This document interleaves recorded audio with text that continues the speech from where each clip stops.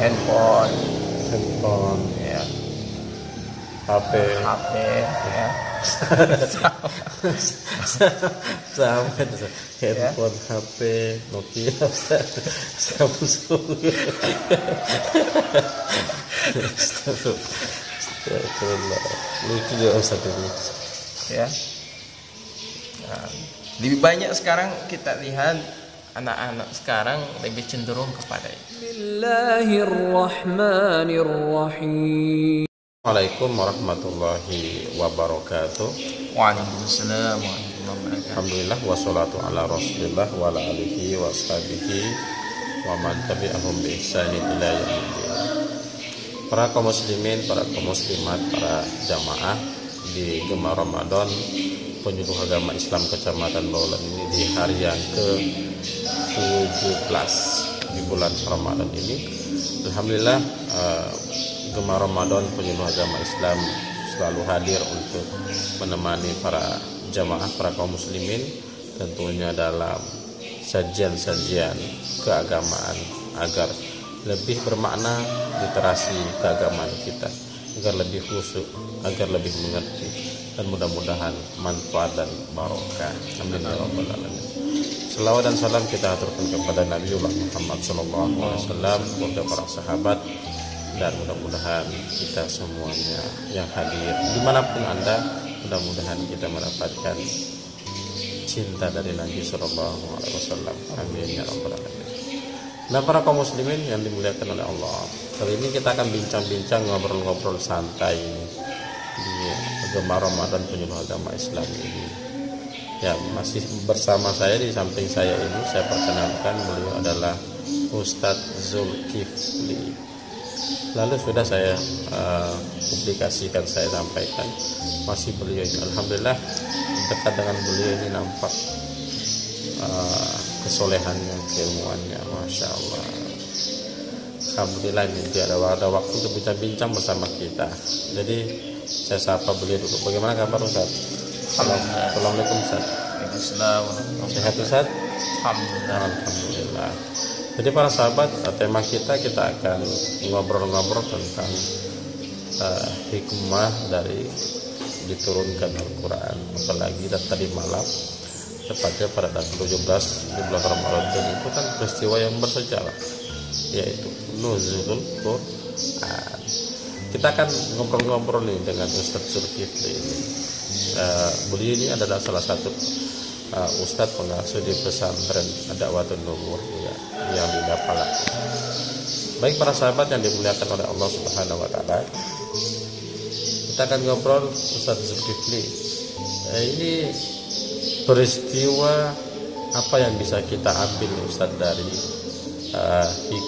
dari peristiwa hikmah diturunkan Al-Quran itu?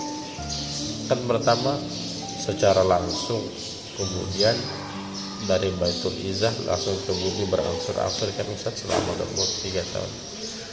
Itu apa yang bisa kita petik, yang bisa kita ambil dari peristiwa itu Ustaz dalam kehidupan kita lah. Bismillahirrahmanirrahim. Assalamualaikum warahmatullahi wabarakatuh. Waalaikumsalam warahmatullahi Alhamdulillahirabbil alamin. Wassalatu wassalamu ala asyrafil anbiya'i wal mursalin sayyidina maulana Muhammadin wa ala alihi wa sahbihi ajmain. Para pemirsa yang insyaallah dirahmati oleh Allah Subhanahu wa taala, apa hikmah yang kita ambil daripada dari Al-Quran itu? Maka sudah kita ketahui bahwa Al-Quran itu adalah petunjuk. Al-Quran itu adalah pedoman. Al-Quran itu adalah cahaya. Maka ketika orang melakukan suatu tujuan, maka tentu ada petunjuknya. Maka kehidupan kita ini menuju nantinya alam akhirat ada petunjuknya. Makanya bulan Ramadan ini adalah bulan yang dimana Allah Subhanahu wa ta'ala turunkan Al-Quran, sehingga Allah Subhanahu wa ta'ala memuliakan bulan ini sebagaimana firman Allah, syahr Ramadan alladzi unzila fihi al-Quran hudal linnasi wa bayyinatin minal huda wal furqan. Syahr Ramadan allazi unzila fihi al-Qur'an. Bulan ini adalah bulannya diturunkannya Al-Qur'an. Ini jelas bahwa bulan Ramadan ini adalah bulan yang Allah Subhanahu wa taala turunkan Al-Qur'an. Sehingga antara bulan yang mulia dan Quran yang begitu mulia, maka Allah Subhanahu wa taala jadikan bulan ini menjadi bulan mulia dan Al-Qur'an ini menjadi Quran yang paling mulia. Masya Allah, luar biasanya Ustaz. Baik, kemudian ini juga Ustaz, cara mencintai Al-Quran itu seperti apa Ustaz? Karena banyak orang itu salah mempersepsikan. Dia katakan cinta dengan Al-Quran, tapi menempatkan Al-Quran itu bukan pada tempatnya, di lantai Ustaz, di jok motor. Apakah itu bagian dari menghormati, memuliakan, mencintai Quran, atau bagaimana Ustaz? Saya sambung tadi. Oh ya. Hudal linnasi wa bayyinatin minal huda wal furqan. Ini adalah petunjuk bagi manusia. Artinya kalau petunjuk daripada manusia ini berarti kita harus memuliakan. Sama dengan orang kalau ada orang yang memberikan petunjuk, harus kita hormati, harus kita muliakan. Misalnya ada orang yang kasih tahu jalan, ini jalannya ke sini, tidak mungkin kita marah-marah sama dia, tidak mungkin kita kasar-kasar sama dia. Maka begitu pula juga Al-Quran ini tidak seenaknya kita, sesuka hati kita atau sesuka nafsu kita menyimpan di tempat sembarangan. Contohnya kita bawa ke kamar mandi, atau kita simpan di lantai, ya, atau kita simpan di jok motor. Artinya sesuatu yang rendah daripada kita, maka disinilah kurangnya kita beradab terhadap Al-Quran. Artinya kita merendahkan daripada Al-Quran.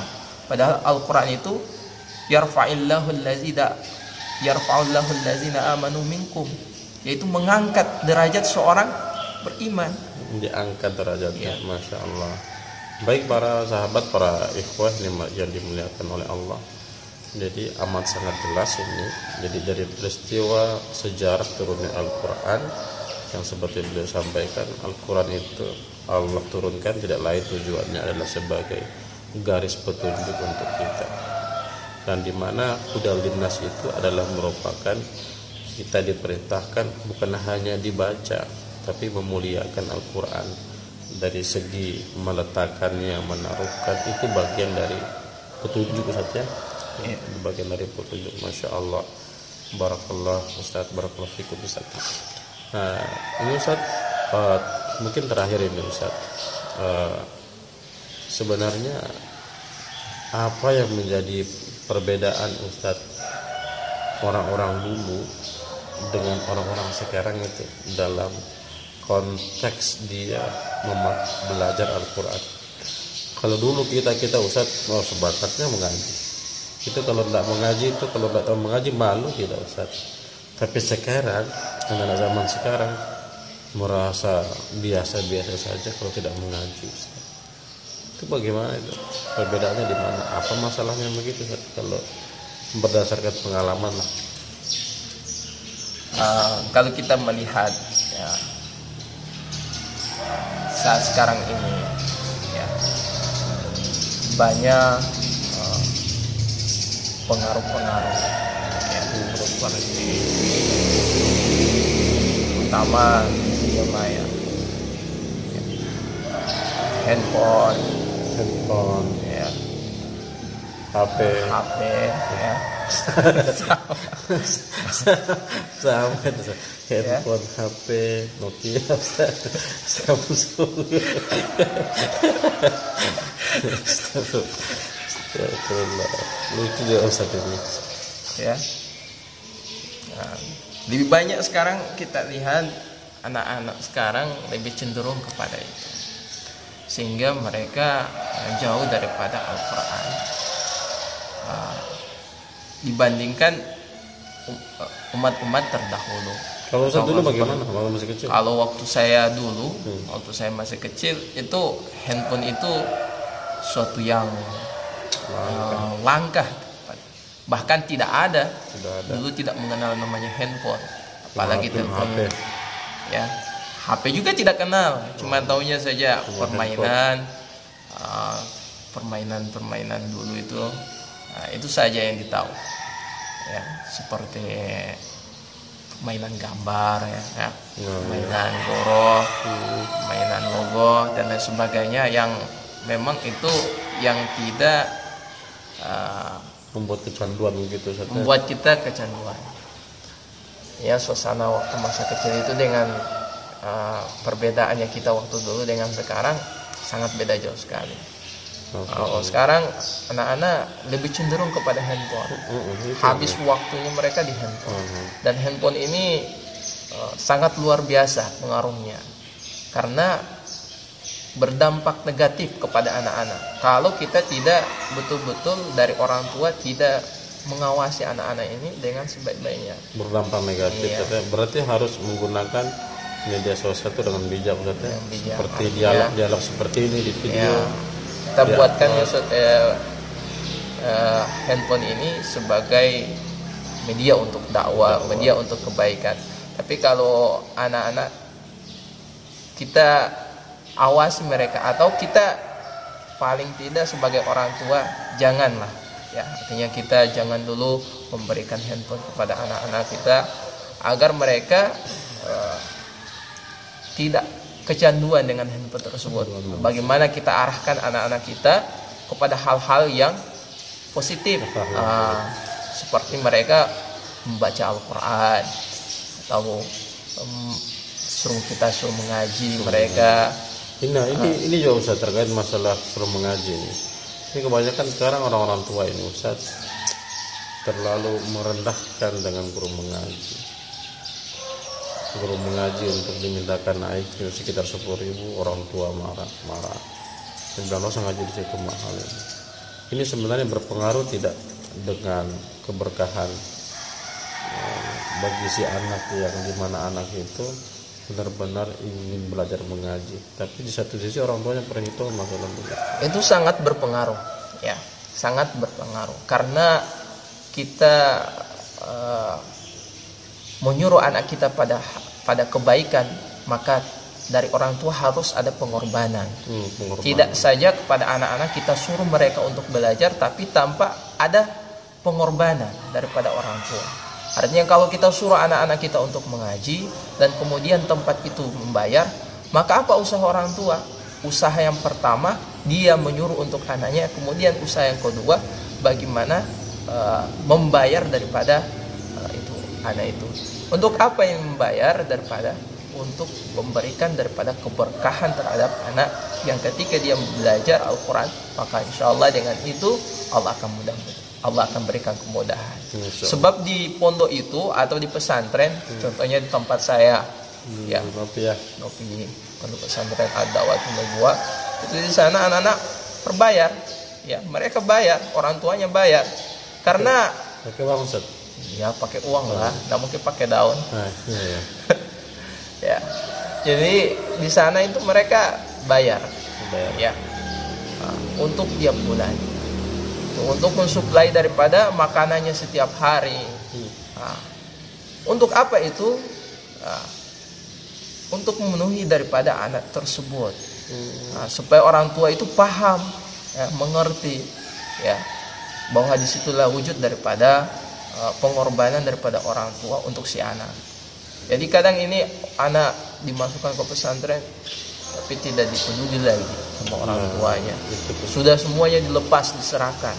Padahal pondok ini bukan tempat suplai bantuan setiap saat ada terus, sehingga anak ini selalu dia mendapatkan makanan terus. Padahal kalau orang tua mengerti, anak itulah yang akan menjadi aset, yarfa'il ladzina amanu minkum, saja akan mengangkat derajat. Bukan sebenarnya anak kalau bisa membaca Al-Qur'an aset Ustaz ya. Iya. Itu pahalanya berapa Ustaz satu huruf itu? satu huruf itu falahu asyra amsalih, maka Allah akan memberikan pahala 10 kebaikan dari satu huruf. Contoh misalnya Ustaz, saya Bismillahirrahmanirrahim, alif lam mim. Itu Sebenarnya lam aku ya, makanya dari alif lam mim 3 huruf.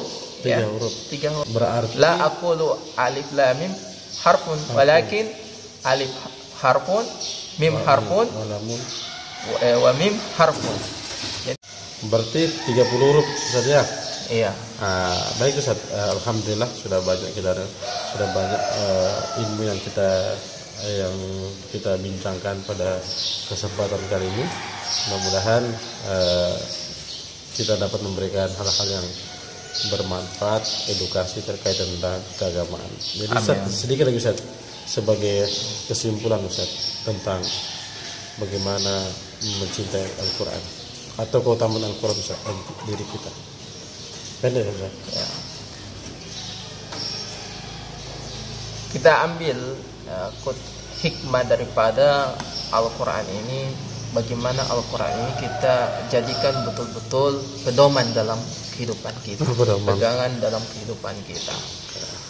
Tidak sekedar hanya sebagai bacaan saja, bukan sebagai pajangan saja, akan tapi sebagai pedoman. Artinya Al-Quran ini sebagai petunjuk ya untuk kita. Artinya kehidupan kita harus berdasarkan. Iya, harus berdasarkan kepada Al-Quran. Apa yang diperintahkan dalam Al-Quran itulah yang kita jalankan. Ya. Kemudian bagaimana menjadikan keluarga kita itu cinta dengan Al-Quran. Ya, yaitu kita harus mengarahkan anak-anak kita atau keluarga kita untuk selalu cinta kepada Al-Quran dengan selalu membaca, ya, mendalami. Kalau kita belum tahu membaca atau belum mendalami, ya berarti kita harus belajar dulu kepada guru, ya, atau kita mengantarkan anak kita ke pondok-pondok pesantren untuk mempelajari daripada Al-Quran. Yang terakhir, ya, insya Allah dengan kita memberikan anak kita itu, maka Allah Subhanahu wa taala akan memberikan keberkahan kepada kita. Dan Allah akan berikan derajat kemuliaan bukan saja di akhirat, akan tetapi di dunia Allah sudah angkat. Apatah lagi di akhirat. Mungkin saja.